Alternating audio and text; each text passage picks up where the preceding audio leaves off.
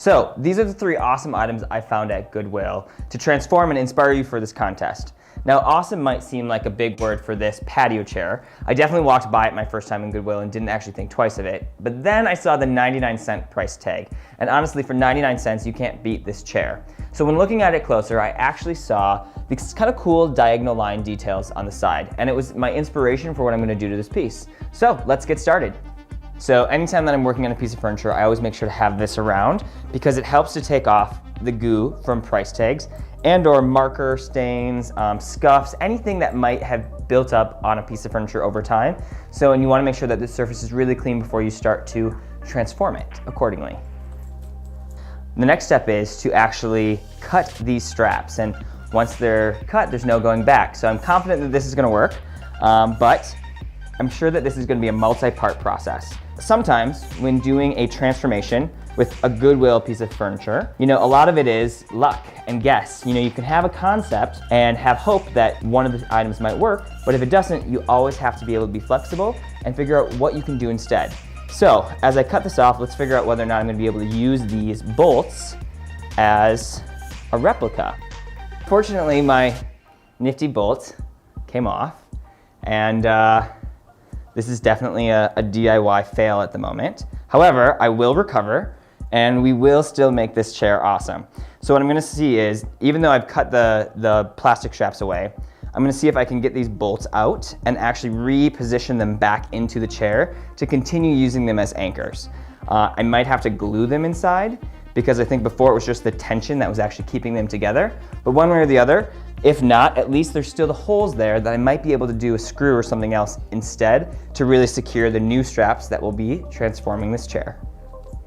So now what we're left with is this little plastic nail, and this fits right back into these holes within this metal frame. So my hope is, you can kind of see there's 4 along top here, 4 along the bottom. My hope is that I can use these as a means to actually secure the leather straps that I'm gonna be wrapping around this frame. But first I'm gonna finish cleaning this, and then spray painting it is next.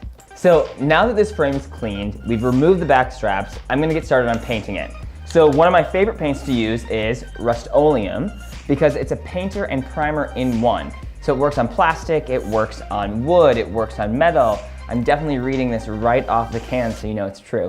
But I'm gonna use the flat black because again, since this used to be an exterior patio chair, I wanna actually do a finish on it that will make it look a little bit more rich and a little bit more interior. So I wanna avoid the gloss and get started with spray paint instead. So as part of that too, whenever you're spray painting anything, you wanna make sure that you go nice, clean, even strokes so that you avoid drip marks. Especially on a surface like this, where it's rounded and whatnot, you just go across one direction and then tilt the can a little bit further down to actually get even coverage without having too much buildup or overlap.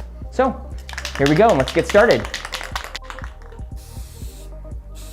So at this point, I've completed the spray painting portion of this chair. So it has a really nice, even matte black finish, which is a great improvement compared to the really high gloss kind of plastic look it had previously when it was originally a patio chair. So now that the chair's had enough time to dry, we're actually gonna start creating the back part of it. So for the back, I'm using this leather string. I chose this because there's a lot of tension to it. And as I wrap this around the frame, I wanna make sure that it creates enough support for somebody that when they're actually sitting in the chair, it stabilizes them and it's comfortable as well. So I'm actually just using this string and going to loop it around the top and bottom frames of this chair. All right, so I'm just finishing up knotting all of these leather straps. So as you know, of course, we had the big plastic ones before. We cut those away, and I've looped this leather string from top to bottom in kind of a crisscross diagonal pattern that's reminiscent of this detail on the side. So of course, initially I wanted to actually secure it to the little screws that were in this chair, but after realizing that wouldn't work, I actually just realized that I could twist the leather string around to actually secure it. So almost making a knot along the bars on top and bottom to help secure the leather to make sure that it's stable enough to become the back of a chair. Then I tied it in the corners, and I've just snipped away the excess leather to kind of give it a cool little detail on the end. And now it's time to go and stage this. So let's check it out. So for just $11, I was able to buy a chair, a lamp, and a side table, all from my neighborhood Goodwill store. Looking at it now, you would never believe that these items came from Goodwill, and you would never believe that I spent only $11. This chair used to look like a patio chair because that's what it was, and it was only 99 cents. But after changing the color of it by using spray paint, it gave a much richer and much heavier look to it. To finish off this chair, I added a faux fur blanket to give some extra cushion and a little bit of style. Faux fur is really popular right now, and it added a really nice soft look to this chair to make it look like a designer element and no longer a patio chair.